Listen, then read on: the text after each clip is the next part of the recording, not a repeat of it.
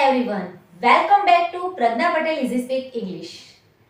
આજે હું તમારી માટે એક એક્સ્ટ્રા ઓર્ડિનરી વિડિયો લઈને આવી છું કે જ્યાં ઇંગ્લિશ લર્નિંગ અને લાઈફ ચેન્જિંગ મોટિવેશન બંને સાથે મળશે. Friends, English is not just a language, it's a key to opportunities. And with Gujarati I will make it easy for you. So let's rise together, fluency in English and confidence in life. Daily structure આપણે basic લેવલમાં જોઈશું. First word is want to. જ્યારે વિશ ઈચ્છા બતાવવાની હોય ત્યારે want to no use થાય છે. I want to become the best teacher. હું શ્રેષ્ઠ ટીચર બનવા માંગુ છું. He want to sing a song. તે ગીત ગાવા ઈચ્છે છે. Next one is can. જ્યારે આપણે એબિલિટી બતાવવાની હોય કે પરમિશન લેવાની હોય ત્યારે પ્રેઝન્ટ ટેન્સમાં કેનનો યુઝ થાય છે. Can you help me please? શું તમે મારી મદદ કરી શકશો? Can you come with me? શું તમે મારી સાથે આવી શકશો? Next word is let's. જ્યારે સજેશન આપવાનું હોય ત્યારે આ વર્ડનો યુઝ થાય છે. Let's play a chess. ચાલો ચેસ રમીએ. Let's go to a picnic. ચાલો પિકનિક જઈએ. Next word is be plus going two.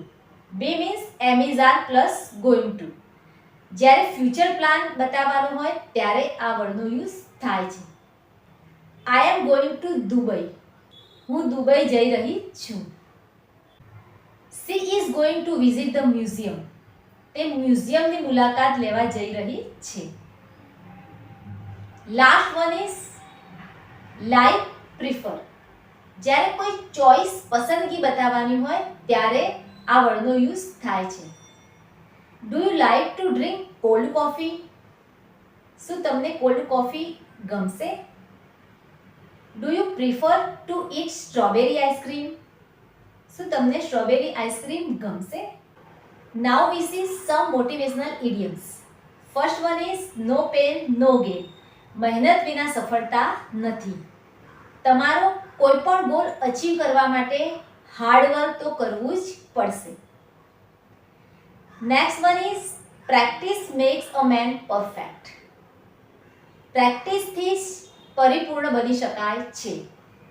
તમારા સપના સાકાર કરવા માટે તમારે પ્રેક્ટિસ તો કરવી જ પડશે. Every cloud has a silver lining. દરેક મુશ્કેલી પાછળ એક તક છુપાયેલી હોય છે. તો જીવનમાં જ્યારે પણ તકલીફો આવે, મુશ્કેલી આવે ત્યારે એ પરિસ્થિતિને એક ઓપોર્ચ્યુનિટી સમજીને એનો સામનો કરવાનો. Friends, English is not about perfection, it's about connection. So don't afraid of mistakes. Every mistake takes you one step closer to fluency. So guys, remember, fluency begins where fear ends. So speak English, speak with confidence and live with motivation. Bye everyone.